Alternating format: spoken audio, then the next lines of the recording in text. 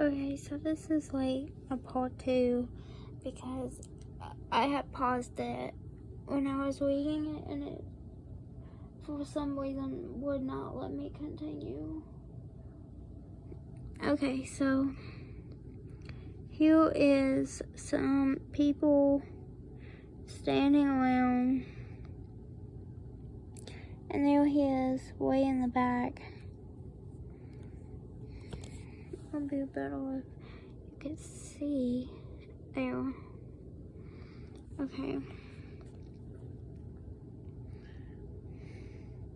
Bartholomew walked on till he stood in the very middle of the throne room. The king in the long scarlet robe was sitting on his throne. Beside him stood What in the world is that name? Alaric, keeper of the king's records. He wore his belt instead of a sword, a long silver rapier. Lords and noblemen of the court stood solemn and silent. The king looked down at Bartholomew severely.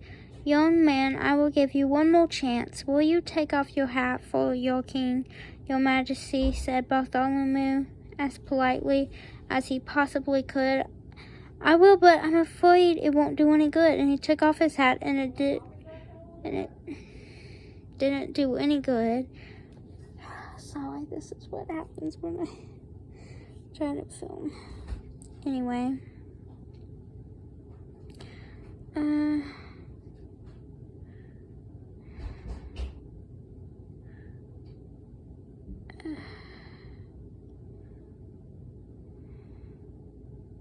Another hat sat on Bartholomew's head. He took off his hat after hat after hat until he was standing in the middle of the great pile of hats. The lords and noblemen were so astonished they couldn't even speak. Such a thing had never happened in the throne room before. Okay, so he's surprised and he's writing something down. "Heaven," said Sir Alaric, keeper of the records, blinking behind his triangle spectacles. "He's taken off 45. And there were 3 more down in the town," said the king. "And you must add that on to 87 more that blew off his head when galloped the hill," said Bartholomew, trying to be helpful. 135 hats. Most unusual," said Sir Alaric, writing it down on the long scroll. Come, said the king impatiently. "Sir Alaric, what do you make of all this nonsense?" "Very serious nonsense, your majesty," said Sir Alaric. "I advise you to call an expert on hats." "Excellent," said the king. "Oh God, fetch in Sir Snipes, maker of the hats for all the fine lords." Into the throne room marched the smallest man, wearing the tallest hat that Bartholomew had ever seen. It was Sir Snipes. Instead of a sword, he wore his side pair of scissors. "Take a look at the boy's hat," commanded the king. Sir Snipes looked at Bartholomew Cubbins' hat and sniffed it in disgust. Then he turned to the king and bowed stiffly. "Your majesty, I, Sir Snipes, the maker of hats of the fine lords. I have hats of cloth and gold, of silks, gems, ostrich plums. You ask me what I think of the hat. Pooh! It's the most ordinary hat I have ever set eyes on." "In that case," said the king, "it should be very simple for you to take it off." "Simple indeed," murmured Sir Snipes haughtily, and standing on tippy toes, he pushed his pudgy thumb at Bartholomew's hat and knocked it off onto the floor. Immediately another appeared on Bartholomew's head. And there they are in the picture here. I guess, okay, there's the guy with the scissors. Okay.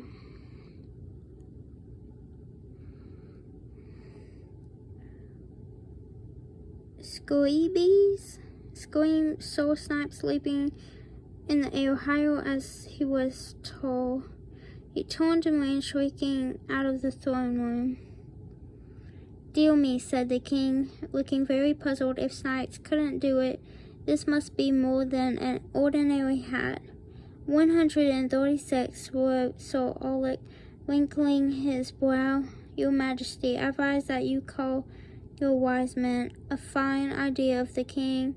Oh God, bring me Nat. Nat knows about everything in all my kingdom." And came an old man. He looked at the hat at Bartholomew's head and looked at the pile of hats on the floor. "Now, my wise man, can you take off this hat?" said the king. Nat shook his head solemnly no. "Then fetch me the father of Nat," commanded the king. "He knows about everything in all my kingdom and all the world beyond." In came an even older man. But when he looked at Bartholomew's hat, the father of Nat immediately locked his fingers across his beard and said nothing. Okay, there he is. Oh, there's the guy with the different beard. Then bring in the father of the Nat. Order, the king he knew everything about in all my kingdom and all the world and beyond. In other words, that may happen to be. Then came the oldest man of them all, but he looked at the Bartholomew and nibbled nervously at the end of his beard. "Does this mean there is no one in my whole kingdom who can take off this boy's hat?" But lo, the king, in a terrifying voice, a small voice, came up through the balcony window.